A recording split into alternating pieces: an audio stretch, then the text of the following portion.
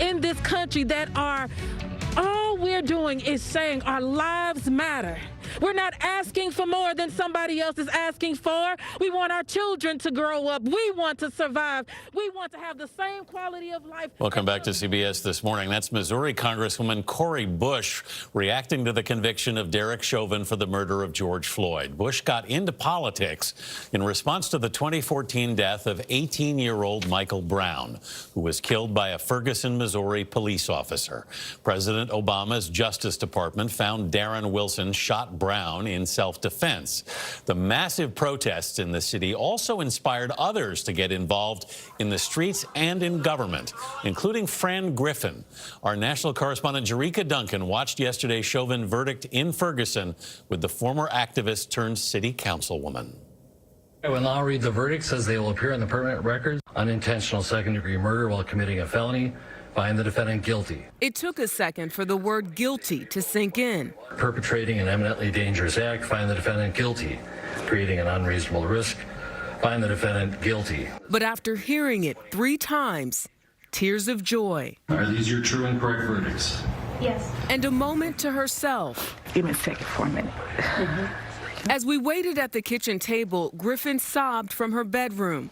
When she returned, she told us why April 20th, 2021 changed the history of this nation. We got to hold someone accountable. A police officer who killed an unarmed black man, he was held accountable today. To me, it's kind of shocking because I never seen nobody actually guilty. What does this mean for your sons? Your 2 black sons?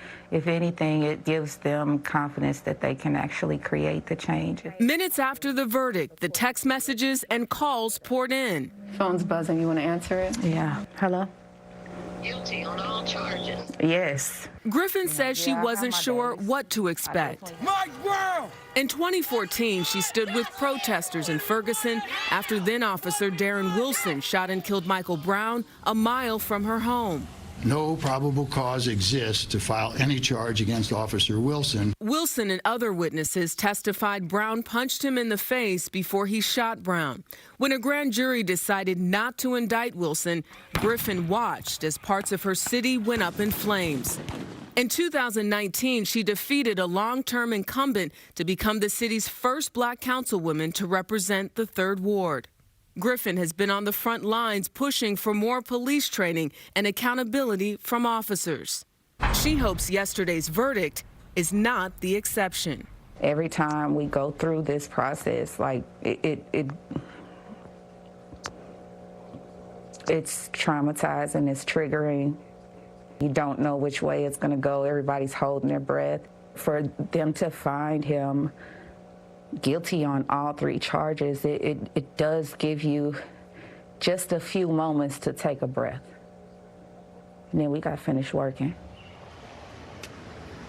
Griffin, who's the mother of 3, has a 14-year-old, an 18-year-old, and 21-year-old, said yesterday was also about showing the youth what is possible when it comes to creating change, saying, quote, the younger they get the message, the harder they will fight to achieve it. And I also just want to mention the symbolism yesterday. It was snowing, it was freezing out here. And when we left Miss Fran's home, the sun had come out. Also, she has a cute little dog that was in other rooms before the verdict came out. And right before, moments before, that little dog came running in, almost as if the dog even knew that something big was about to happen and was coming. Wow. Yeah, Jericka, that's an amazing conversation. Incredible to capture the moment. We've seen the jubilation, the cheers, and with Fran, the quiet recognition. To see it slowly sink in. Slowly sink in. Yes. Very powerful stuff. Jericka, thank you very much.